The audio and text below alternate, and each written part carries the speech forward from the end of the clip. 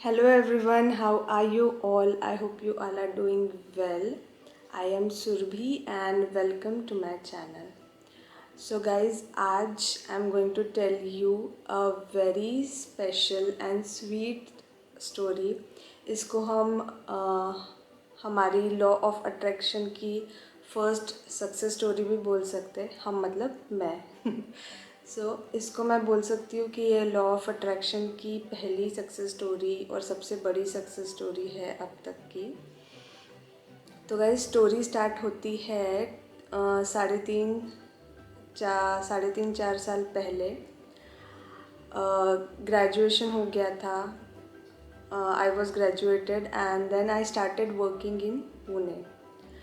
सो graduation हो गया है और पोस्ट ग्रेजुएशन करना है डिसाइड हो गया है, और उसके बाद में आई वॉज़ वर्किंग। तो जैसे यूजुअली सारे फैमिली में पेरेंट्स का होता है कि shall we start looking for a guy, लड़का देखना स्टार्ट करना है क्या, शादी का क्या ख्याल है। तो वैसे ही हमारे घर में भी स्टार्ट हुआ डिस्कशन। तो डिस्कशन ऐसा होता है ना टिपिकल कि पहले मम्मी डैडी के बीच में डिस्कशन होता है कि कॉन्वर्जेसन कौन स्टार्ट करेगा, कौन जाकर पूछेगा पहले कि शादी का क्या ख्याल है एंड ऑल। तो वैसे ही हमारे घर पर भी स्टार्ट हुआ। फिर मम्मी डैडी के बीच में कॉन्वर्जेसन हुआ होगा अपेरेंटली कि कौन ये करे, कौन पूछेगा, कौन जाके इनिशिएट करेगा।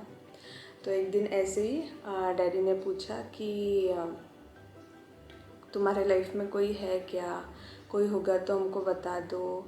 अभी यू आर 24 नाउ, 23-24 नाउ, अभी शादी के बारे में सोचना चाहिए। पूरा प्रोसेस को थोड़ा टाइम लगता है, तो it is better that if you are ready तो हम लोग ये प्रोसेस अभी स्टार्ट कर सकते हैं। सो आई वॉज़ लाइक कि नहीं डैडी ऐसे तो कुछ नहीं है, आप और मम्मी देखना स्टार्ट कर दीजिए, फिर जैसे भी होता है तो हम लोग देख लेंगे करके। सो ही वॉज़ लाइक ओके। उसके बाद में पूरा प्रोसेस स्टार्ट होता है, बायोडेटा एक्सचेंज होता है, सब कुछ होता है। और वही जो टिपिकली हर अरेंज मैरिज के सेटिंग में स्टार्टिंग में जो भी होता है वो सब हुआ। उसके बाद में कट टू स्टोरी हम लोग ले जाते हैं कि लॉ ऑफ अट्रैक्शन के पर्सपेक्टिव से देखते हैं कि लॉ ऑफ अट्रैक्शन उस टाइम हमारे लाइफ में क्या क्या मायने रखता था। तो ऑनेस्टली स्पीकिंग इसके पहले लॉ ऑफ अट्रैक्शन के बारे में हमने कभी सुना नहीं था। बस एक पता था कि द सीक्रेट नाम की कोई बुक है, लेकिन द सीक्रेट बस एक बुक है और ऐसा लगता था कि मोटिवेशनल कोई बुक होगी, मतलब जैसे एज़ यूजुअल बुक्स होती है।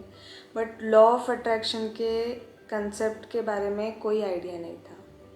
तो उसके बाद हुआ ऐसे कि हमारे ऑफिस में एक हमारी कलीग थी।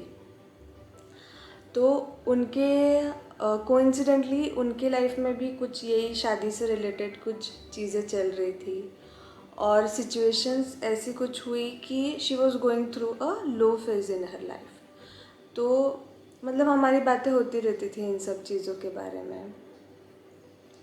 तो उसी टाइम एक बार हम उनके हॉस्टल पर गए, और हॉस्टल पर हमने देखा कि वहाँ पर उनकी वॉल पर, उनके बेड के पीछे एक वॉल थी, और उनके वॉल पर छोटे छोटे स्टिकी नोट्स में सारा कुछ वो जो भी अपने फ्यूचर से चाहती है, whatever she is expecting from her future, she had written कि मुझे इस तरह का जॉब चाहिए, इस तरीके का लाइफ पार्टनर चाहिए, she wants to earn this much salary, वो सब उन्होंने उसमें लिख के रखे थे। So I was very keen to know कि ये सब क्या है और उन्होंने क्यों लिख के रखा है। सो आई जस्ट आस्क्ड हर कि ये सब क्या है, मतलब क्या है, आपने क्यों लिख के रखा है, इसके पीछे का लॉजिक क्या है करके, बिकॉज उन्होंने बहुत अच्छे से उसको अरेंज करके रखा था। सो उन्होंने सारी स्टोरी बताई। नाउ कट टू यहाँ पर घर पर ये सिचुएशन चल रहा है कि बायोडेटाज एंड ऑल एक्सचेंज हुआ है, हो रहे हैं, और फिर हम दोनों मतलब सो कट्टू अब यहाँ पर ये स्टोरी चल रही है कि हम दोनों की फैमिलीज़ एक बार एक दूसरे से मिल चुकी थी और हम दोनों एक दूसरे से इंट्रोड्यूस हो चुके थे और हम दोनों की बातें स्टार्ट हो गई थी। We started normal conversations. तो ये सब चीज़ें हुई। फिर धीरे धीरे हुआ, ऐसा हुआ कि हमारी बातें होती गई। लेकिन प्रॉब्लम ये था कि इनिशियल जो हमारी फैमिलीज़ मिली थी, उसके बाद हमारी फैमिली की तरफ से कोई बात आगे नहीं बढ़ रही थी। हम लोग तो बात कर रहे थे, हम लोग का पूरा मतलब डिस्कशन चल रहा था, स्कूल लाइफ, कॉलेज लाइफ, बचपन कैसा था, ये सब हम दोनों की बातें, जो बेसिक इंट्रोडक्शन होता है, पता मतलब you get to know each other. तो हमारा वो सब चल रहा था, बट हमारे फैमिलीज़ की आगे कुछ बात नहीं हुई। तो हम लोग नॉर्मली बात कर रहे थे। उसके बाद इन सब चीज़ों को 2 महीने हो गए, 3 महीने हो गए, 4 महीने हो गए, 5 महीने हो गए, 6 महीने हो गए। मतलब लिटरली ऐसा हो गया कि अब 7-8 महीने हो गए थे और हम दोनों का मतलब हमारे इधर मतलब on my side my parents way like कि अब मतलब इतना तो टाइम नहीं लगता है, अगर किसी को हाँ बोलना है तो मैक्सिमम 10-15 दिन में पीपल मतलब लोग बोल देते हैं कि हाँ है या ना है। तो अब उनका कुछ फ़ोन नहीं आया तो दे वर लाइक कि हम और कहीं देखना स्टार्ट करेंगे। तो आई वॉज लाइक कि ठीक है, देखते हैं करके। तो उन लोग ने, मम्मी डैडी ने और कहीं भी देखना स्टार्ट कर दिए थे। और फिर ऐसा हुआ कि मम्मी डैडी ने तो स्टार्ट कर दिए, लेकिन हम लोग की नॉर्मली बातें चल रही है। तब तक वो टाइम ऐसा था कि मतलब बहुत टाइम हो चुका था, 7-8 महीने हो चुके थे हम दोनों को एक दूसरे से बात करते हुए। And we sort of started मतलब developing liking for each other. मतलब थोड़ा थोड़ा हम लोग पसंद करने लगे थे, एक दूसरे का नेचर हमको पसंद आने लग गया था। और सनी का एक ह्यूमरस साइड है, so he was being very sweet and मजाक करते थे हर टाइम, ये सब चल रहा था। तो 7 महीने हो गए, 8 महीने हो गए और हम लोग सोच रहे कि क्या मतलब क्यों कुछ नहीं बोल रहे ये लोग, और हम लोग खुद के नहीं पूछ पा रहे कि क्या हुआ करके। सो एक दिन ऐसे ही हुआ कि सनी का एट लास्ट पेशेंस ख़त्म हो गया और उन्होंने अपने घर पर पूछा कि जो आप उस लड़की को देख के आए थे, उनको मिल के आए थे उनके घर पर जाके, तो उसका क्या हुआ, मतलब आगे आपने कुछ बताया ही नहीं मुझे करके, कुछ बात नहीं हुई करके। तो बीच में उसके पहले जब भी वो पूछते थे तो मतलब उनके फैमिली वाले बोलते थे देखेंगे अभी, मतलब सोचेंगे करके। लेकिन जब फिर उन्होंने उस टाइम पर पूछा तो उनके फैमिली वालों ने बताया कि लैंग्वेज प्रॉब्लम हो सकता, हमारा वो कंसर्न है। तो एक्चुअली इस स्टोरी का, इस लैंग्वेज प्रॉब्लम का बैकग्राउंड ये है कि we both are South Indians, but I am born and bought up in Maharashtra. So Maharashtra में पूरा बचपन और पूरा अपब्रिंगिंग होने के कारण my father also has a same story. He is a South Indian, but they were born and brought up in Maharashtra. तो उनका वो साउथ इंडियन इन्फ्लुएंस नहीं है, मतलब उनको तेलुगु आती भी नहीं है और उनका थोड़ा इन्फ्लुएंस भी मराठी इन्फ्लुएंस है, because obviously when people around you are speaking in Marathi तो थोड़ा होता है। और उसके बाद में फिर सेम हम लोग के साथ में हुआ कि बाकी सब कस्टम ट्रेडिशंस, जो हमारी फूड हैबिट्स है, वो सारी साउथ इंडियन है, बट हम लोग को तेलुगु नहीं आती थी। तो अब सनी को भी ये बात सुन के सनी को भी लगा कि ये तो जेन्युइन प्रॉब्लम है, मतलब हम दोनों तो कॉन्वर्जेशन कर लेंगे because he knows Hindi, I know Hindi, लेकिन फैमिली के साथ में कॉन्वर्जेशन करने में प्रॉब्लम आएगा, क्योंकि वहाँ पे तो हिंदी उनको आती है बट थोड़ी लिमिटेड आती है, ऐसा करके। तो फिर वो भी कुछ नहीं बोल पाए कि ठीक है देखते हैं, ठीक है अब क्या ही बोल सकते हैं, देखते हैं अब क्या होगा करके। Then he told me. तो हमको भी ऐसे लगा कि यार ये तो सही बात है, इस पे अपन क्या बोल सकते हैं कि प्रॉब्लम आ सकती है। कहीं ना कहीं लग रहा था कि यार नहीं हो जाना चाहिए सॉर्ट आउट। बट था कि मतलब कैसे ही इस सिचुएशन को कैसे ही सॉल्व कर सकते हैं। तो फिर वो डिस्कशन हो गया और फिर थोड़ा मतलब थोड़ा हम लोग का भी बात करना कम हो गया था कि चलो अब क्या करना है। और इतना टाइम चले गया था, लेकिन यहाँ पर जो मम्मी डैडी भी जो देख रहे थे उनको भी कुछ पसंद नहीं आ रहा था, और उनके साइड भी उनके पेरेंट्स कोई और प्रोफाइल्स देख रहे थे, लेकिन उनको भी कुछ पसंद नहीं आ रहा था। फिर उसके बाद ये हुआ कि फिर उसके बाद हमारे नाना जी एक्सपायर हो गए, उसमें थोड़ा टाइम चले गया। फिर उसके बाद फिर और भी 6-7 महीने चले गए। तो इस प्रोसेस में क्या हुआ कि एक ना मतलब मन में एक ये चीज़ हो गई थी कि नहीं यार, मतलब करना है तो ऐसे ही किसी बंदे से करना है, और इसी से हो जाएगी तो I will be the luckiest person, because एक फिर वो लाइकिंग हमारी डेवलप हो चुकी थी एक दूसरे के लिए। फिर इस टाइम ये वही टाइम था जब हम उन हमारे ऑफिस के कलीग के फ्रेंड के हॉस्टल में गए थे।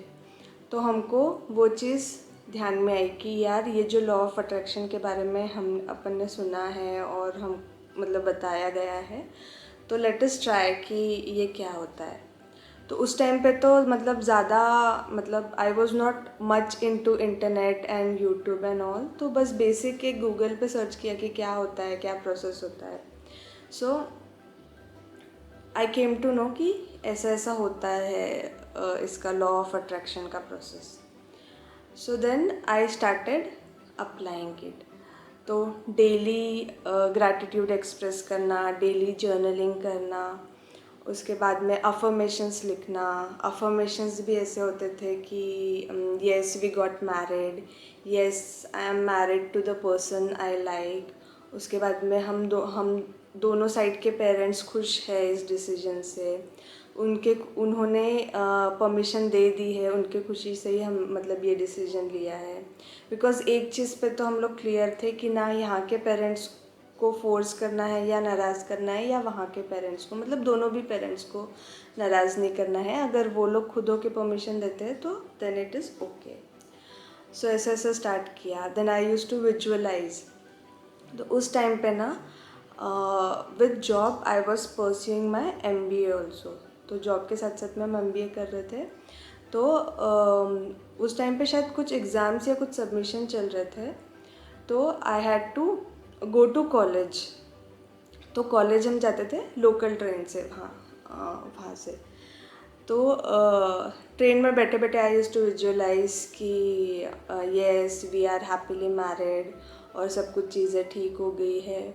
मतलब every minute thing I use to visualize and write in diary कि सब मतलब सब लोग मान गए हैं, सब कुछ इजीली हो गया है, सब कुछ अच्छे से हो गया है, और सब लोग खुश हैं इस डिसीजन से, और हमारी शादी जल्दी हो रही है और अच्छे से हो गई है। मतलब इतने डिटेल में आई यूज़ टू विजुअलाइज कि I had also made on my phone एक वो सेव द डेट का कार्ड आता था कि मतलब जिस जिस डेट को आपकी शादी होने वाली है, आप रिमाइंडर भेज रहे हो सबको, मतलब आपके फ्रेंड्स को और फैमिली को, कि इस डेट पे शादी होने वाली है, तो इस डेट को सेव करके रखो। वो एक card I had made in my phone. Then I had made a fake invitation card कि ऐसे ऐसा हमारा इनविटेशन कार्ड होगा। Then I had created fake emails कि मेल किया है इस फ्रेंड को कि भाई this is the invitation card और आपको आना है। देन आई हैड मतलब literally in my diary I had made a page जिसके ऊपर लिखा था व्हाट्सएप।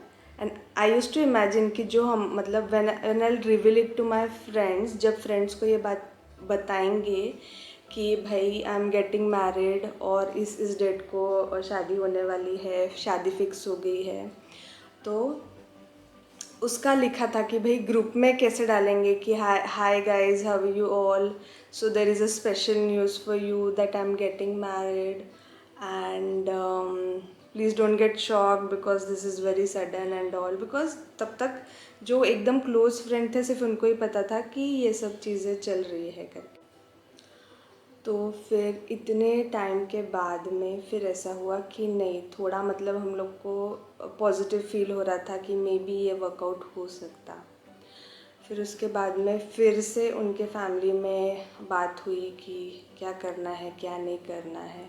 और कोइंसिडेंटली, मतलब ये इसको कोइंसिडेंस और लॉ ऑफ अट्रैक्शन का ही मिरेकल बोल सकते हैं कि हमारी रिस्पेक्टिव फैमिलीज़ हमारे और भी जगह रिश्ते देख रही थी। सनी की फैमिली भी सनी के मतलब यहाँ पर रिश्ते देख रही थी, और हमारे पेरेंट्स भी हमारे यहाँ पर रिश्ते देख रहे थे।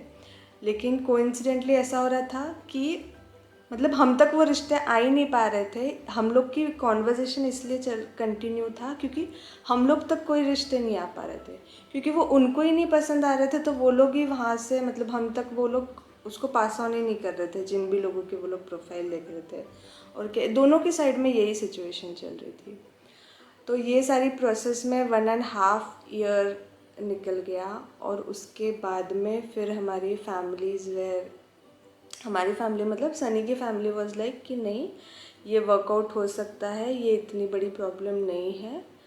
फिर उन्होंने दे अप्रोच्ड माय फैमिली। फिर बाद में मतलब सब बातें स्टार्ट हुई। फिर धीरे धीरे धीरे करते करते फिर हमारी फैमिलीज़ फिर से मिली, और शादी की फाइनली डेट फिक्स हुई। सो एक्चुअली ये बोलने में ऐसा लगता है कि मतलब इतना तो कुछ इसमें चैलेंजिंग सिचुएशन नहीं था, बट गाइस ये पूरी स्टोरी 1.5 ईयर की है। 1.5 साल आप इसी माइंडसेट में होगा नहीं होगा, होगा नहीं होगा, होगा नहीं होगा, इसी माइंडसेट में हो।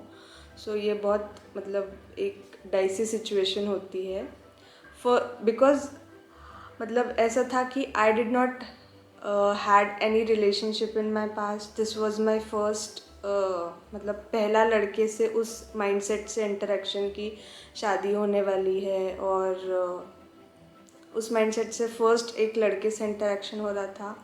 और सनी का भी ऐसा था कि he did not had any relations in the past. तो हमारे लिए फ़र्स्ट टाइम था, और फर्स्ट टाइम किसी का बहुत ज़्यादा इमोशनल और बहुत ज़्यादा ओवरवेलमिंग होता है।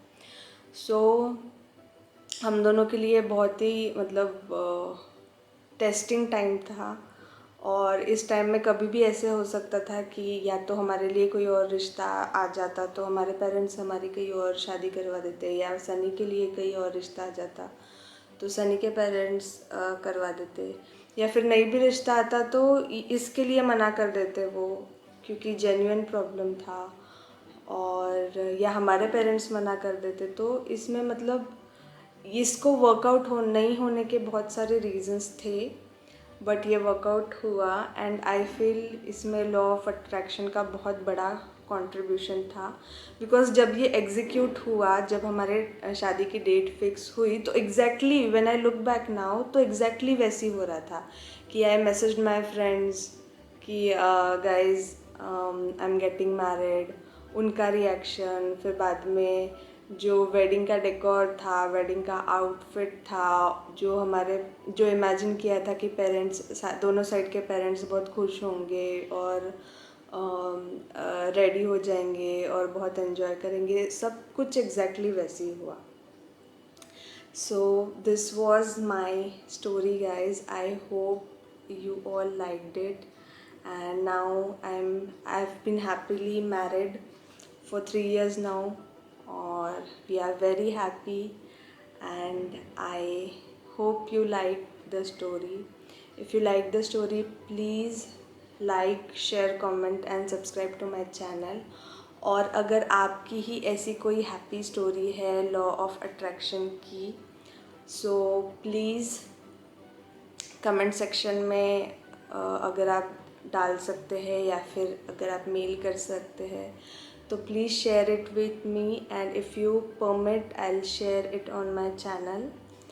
सो at the end I would like to say कि जैसे मतलब द सीक्रेट का सबसे बड़ा टैगलाइन है कि if you believe in something it will happen. So I think it was my belief in both of us, and हमारा जो एक लाइकिंग स्टार्ट हुआ था और हमारा एक जो स्ट्रॉन्ग बॉन्ड के कारण से ये एक सक्सेसफुल हो पाया, और